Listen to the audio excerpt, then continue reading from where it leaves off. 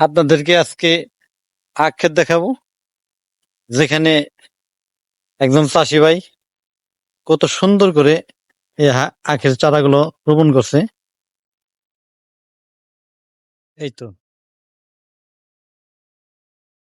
এই এক একটা জায়গা থেকে পুকি বের হচ্ছে, এই যে পুকি, এই যে পুকি দেখতে পাচ্ছেন, পুকি প্রত্যেকটা চারা থেকে এরকম পুকি তৈরি হলে আরো আরো বড় হবে। প্রত্যেকটা গাছে আমার পুকি আছে, দেখেন।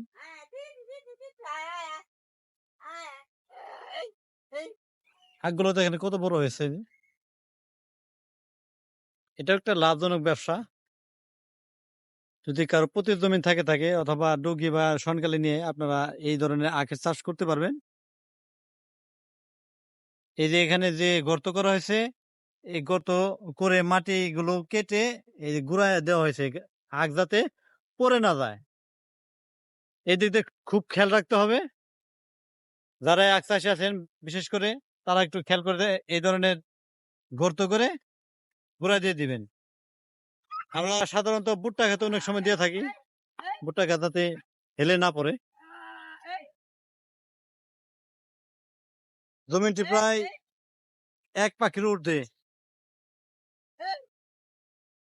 আজকে এ পর্যন্তই। ভালো থাকবেন, সুস্থ থাকবেন। ধন্যবাদ।